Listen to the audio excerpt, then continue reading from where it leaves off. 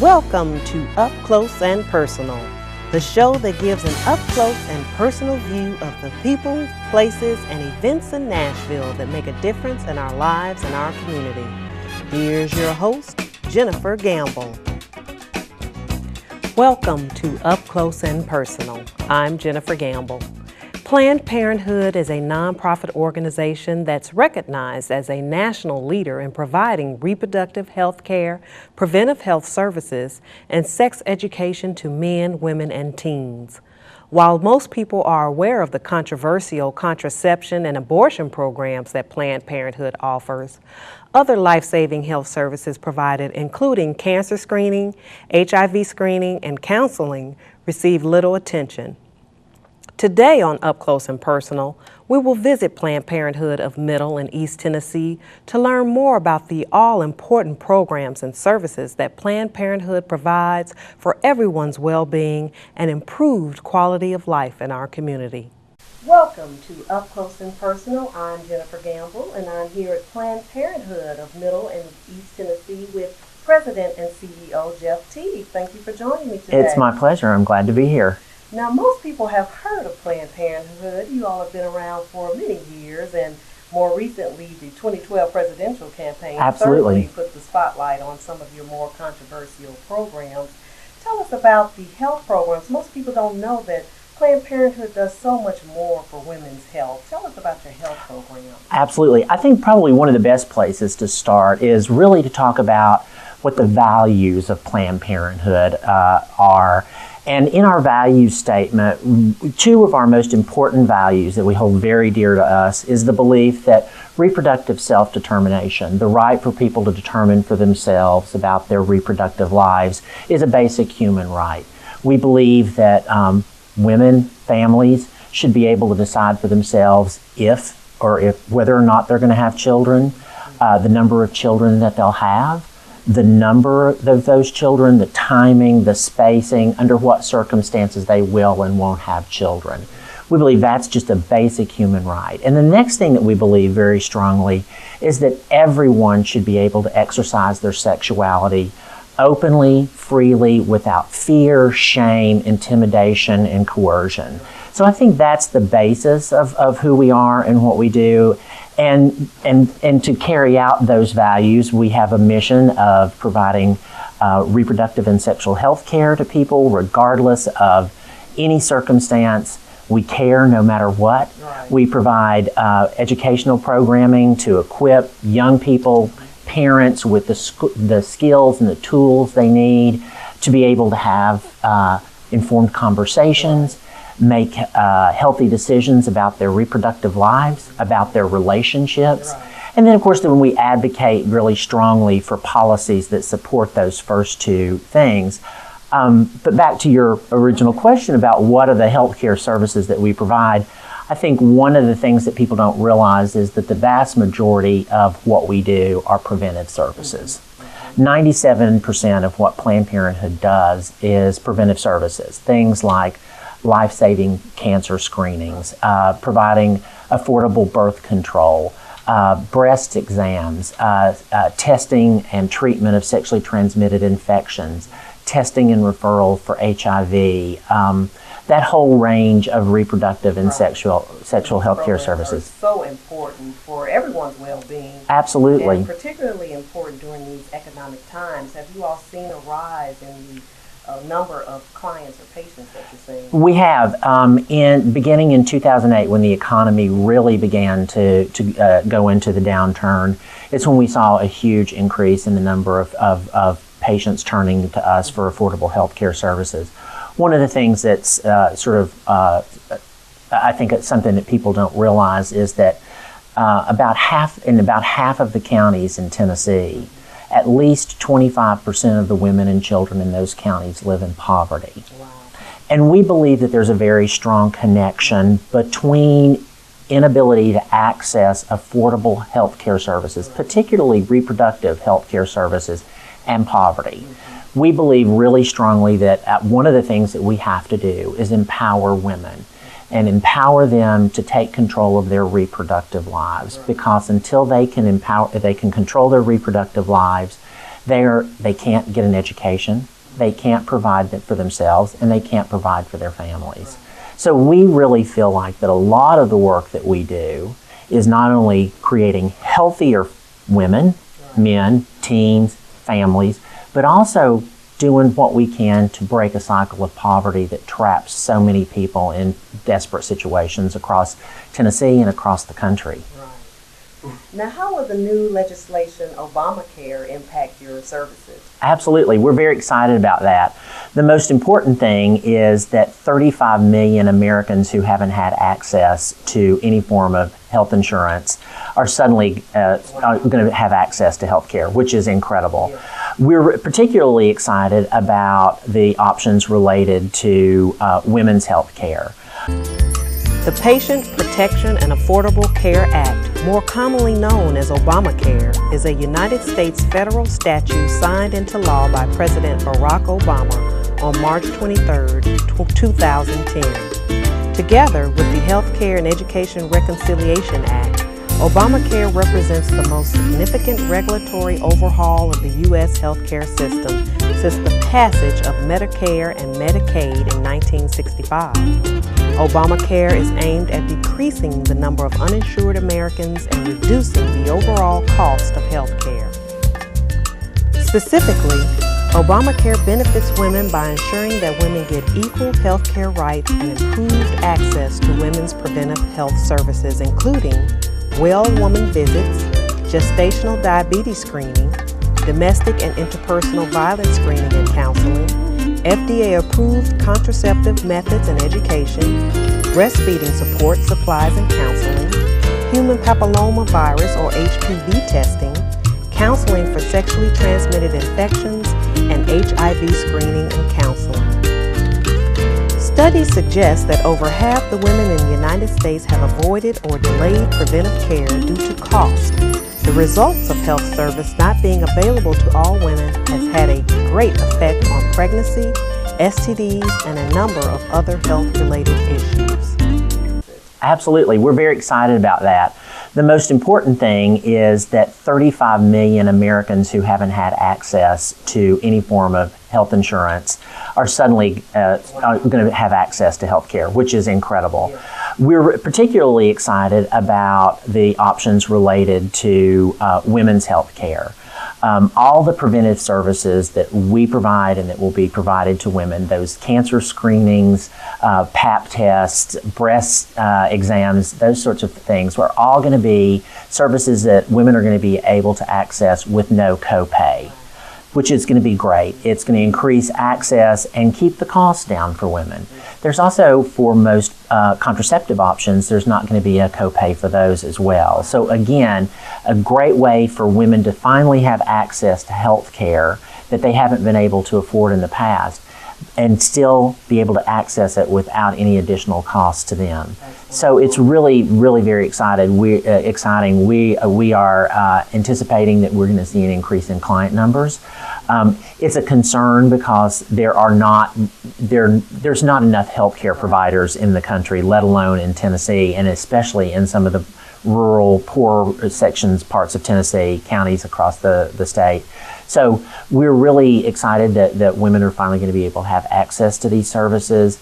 And working behind the scenes on how to work out. Absolutely, we're working to make sure that we have all of the technology in place to be able to help access that, and make sure that we have all the contracts in place with the appropriate health insurance agencies and providers to make sure that women can access the programs that they need so desperately. Now, and most people recognize Planned Parenthood as a leader, a respected leader in providing that reproductive health and sexual education for women, men, and teens. Absolutely. Which again is particularly important in today's society with the increasing and alarming numbers of teens with sexually transmitted diseases. What kind of programs do you have geared specifically towards teens to educate them about their sexual health? Well, we have a comprehensive sexuality education programming provided in communities all around Tennessee. We have incredibly well-trained educators who go out into any setting, whether we're invited into schools, We get invited into churches for youth groups, into youth programs, basically any setting that we can go and speak to young people about their sexual health and decision making, what are healthy relationships. We talk to them about a whole variety of issues.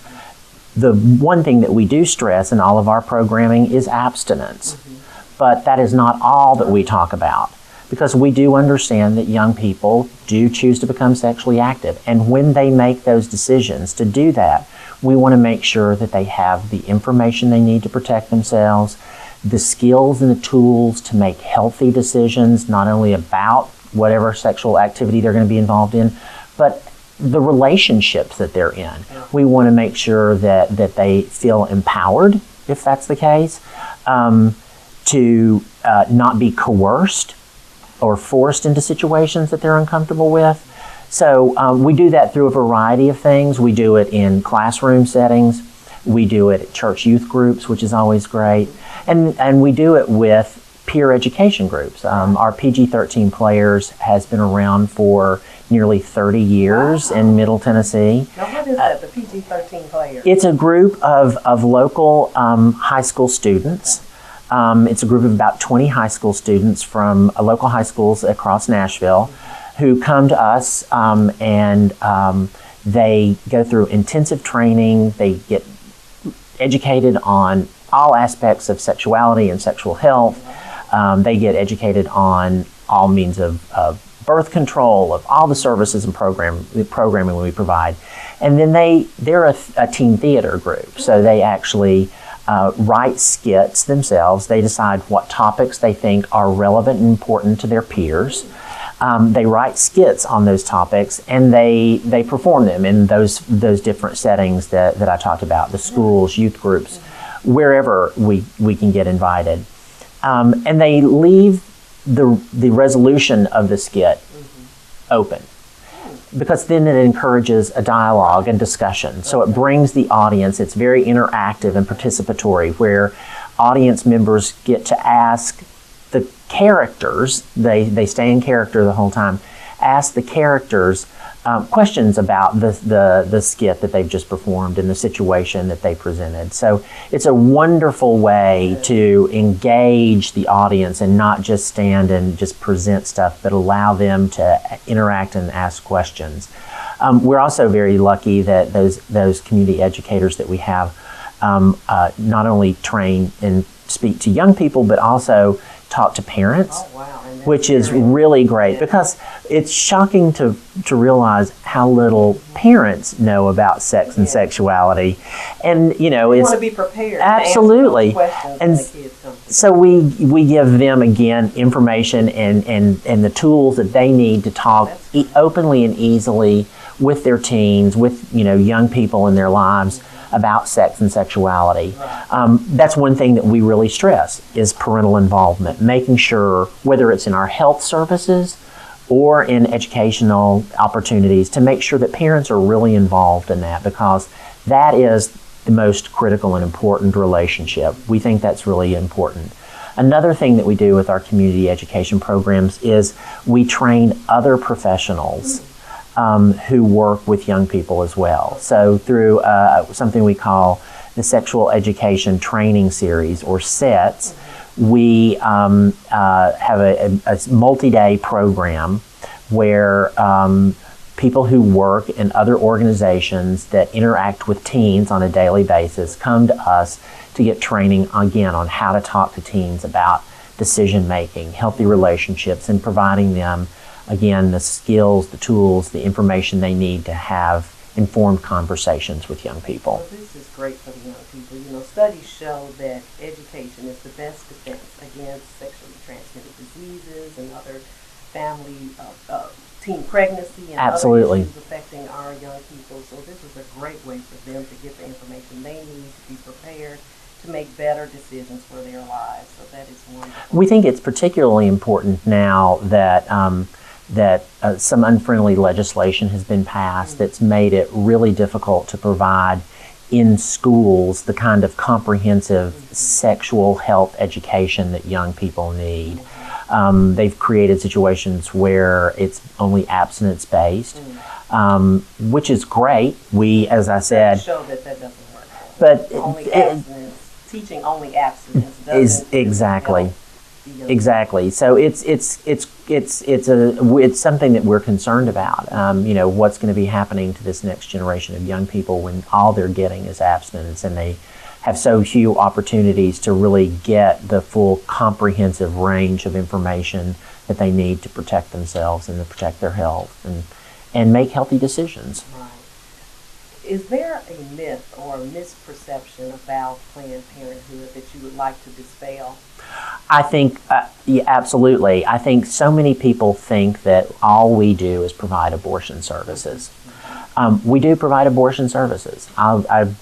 We do that, and we're proud that we're able to provide a quality service to people, women who come to us in need. And women have fought, and legislators and leaders have fought for that right for many years, and it is a law that is allowable in this country. Absolutely, absolutely. So I think, though, that a lot of people believe that that's all that we do. I referenced earlier that the vast majority of what we do nationally is preventive work.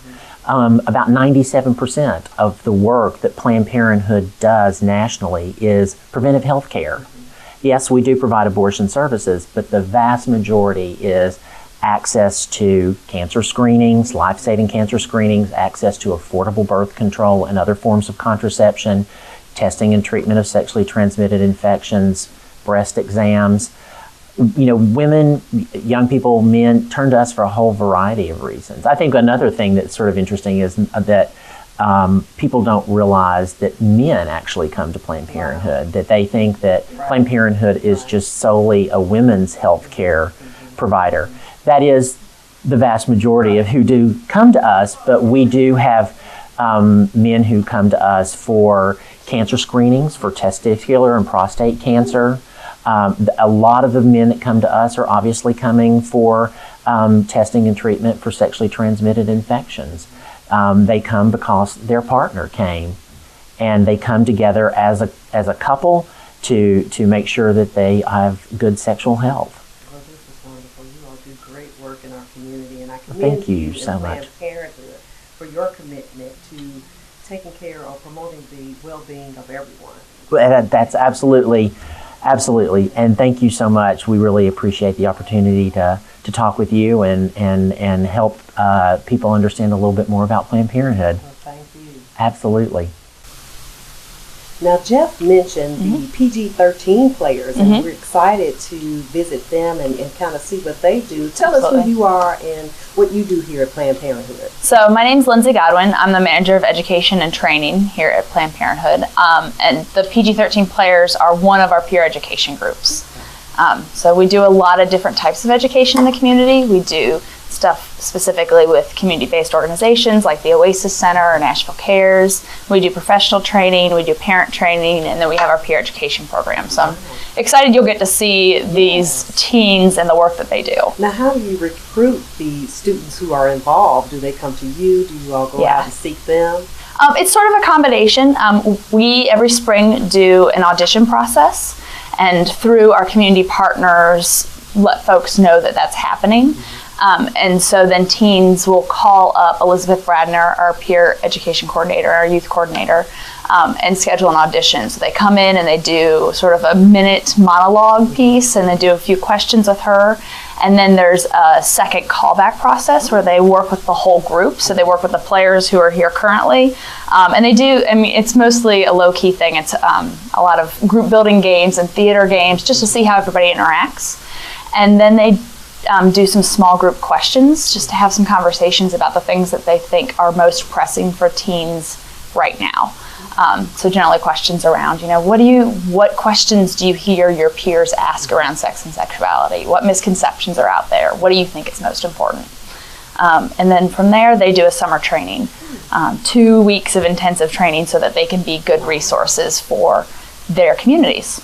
It's just a really interesting process. That sounds great. Well, we're excited to see the team in action, yes. The group in action. If someone were interested in joining or finding out more information about PG-13 Do they need to go on your website, call? What do they need to do? Either will work. To schedule a performance or to find out more about auditions, they'd want to call Elizabeth Bradner directly. Okay. You can just call our general number at 615-345-0952 and ask for Elizabeth, and she can give information about the program. She can get folks signed up for auditions in the spring, whatever it is. Any questions about the program, she'd be happy to answer. Well, thank you so much. Let's go see. Awesome. In action. Yes, let's do it. Thanks.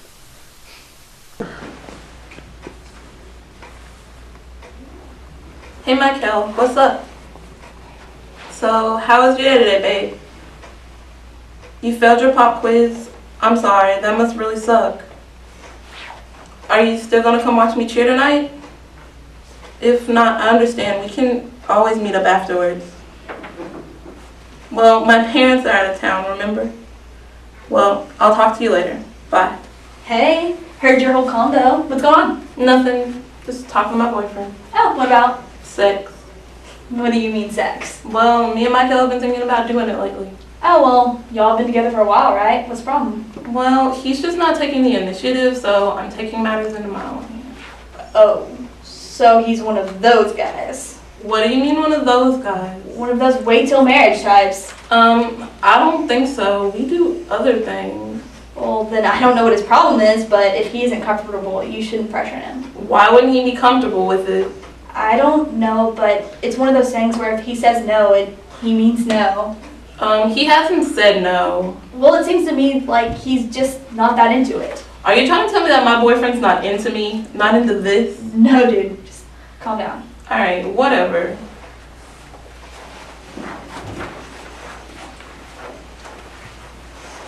Hey, what's going on?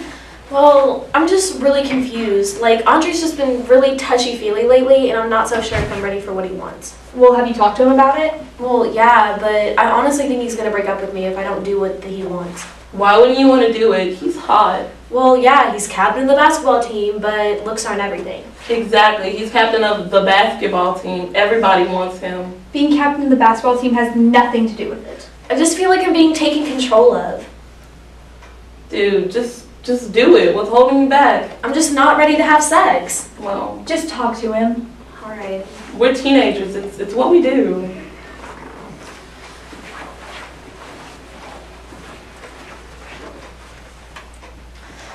Hey, what's up? Nothing. I'm so excited for tonight. Why? Because tonight's the night. What do you mean by the night? Me and Michael are finally going to do it. Does he know that? What do you mean does he know that? Well, I heard from Charlie that Michael's not so ready to have sex. Well, trust me and Michael are doing it. He loves me. Just because he doesn't want to have sex with you doesn't mean he doesn't love you. Well, just because you're afraid to have sex doesn't mean other people shouldn't. I'm not afraid. I'm just not ready. Well, whatever. Stay out of my business and I'll stay out of yours. Whatever.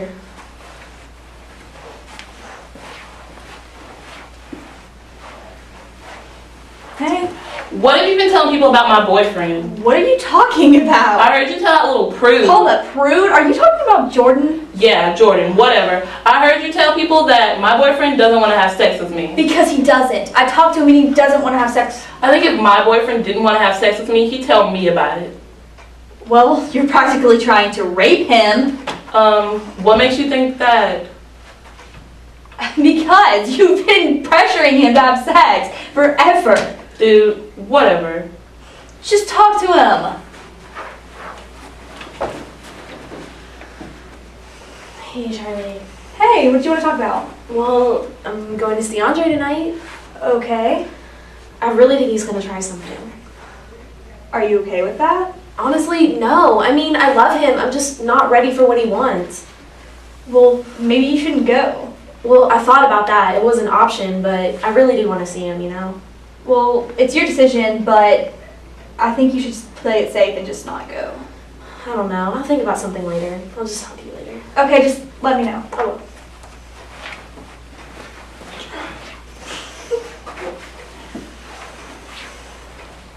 Hey Jordan, can we talk? What could you possibly want to talk about? I just wanted to apologize for the other day. I stepped out of line and you were just trying to help me.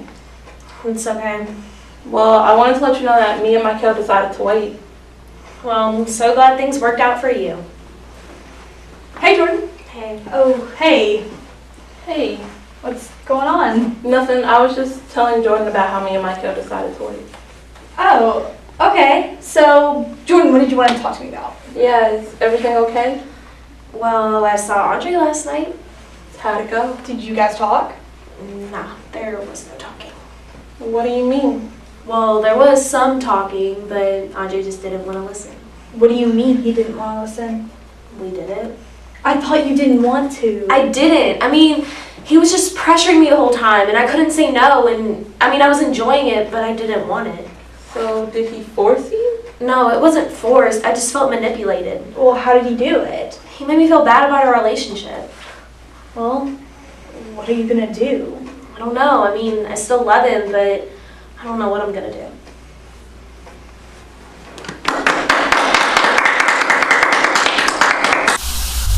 So the group we just saw are the PG-13 players. They're a group of 9 teams from across Middle Tennessee. They're all high schoolers, and they audition to become a part of the group.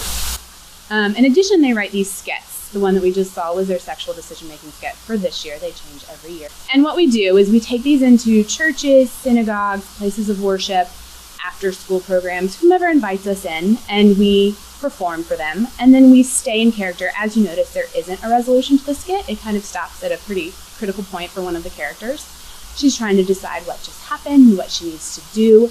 And they stay in character and open up a Q&A session to the audience, where the audience then is invited to ask questions of the characters. Why did you make that decision? What are you going to do now? Why didn't you do this? And hopefully that starts some gears turning into their heads as far as maybe what their own personal risk is, or maybe they've seen that happen and now they have some resources, some ideas about what to do, what other decisions are out there, what are other options for them, and even how to be safe in these decisions that they're making. Now, how long have you been a PG-13 player, and what made you become a participant of the group? This is my second year being a player, and I've seen performances from PG-13 players since I was in 8th grade, and I've always thought it was really inspirational and cool, and all the stuff that they learned was like really, really interesting to me, so I wanted to join, and I joined my junior year of high school. That's great. Now, how has the program prepared you for real-life decision-making? It's taught me so many different things that I never would have learned, like in my sex ed class or my wellness class, and it's really, really helpful because I could teach these things to my children, my grandchildren, and also so on. I hope you have enjoyed today's show. I'd like to thank Planned Parenthood and the PG-13 players for allowing me to give you an up-close and personal view of what they do to promote women's health and inspire healthy attitudes. For more information about Planned Parenthood, call 615-345-0952 or visit their website at www.plannedparenthood.org. Thanks for watching. Tune in next time for more Up Close and Personal.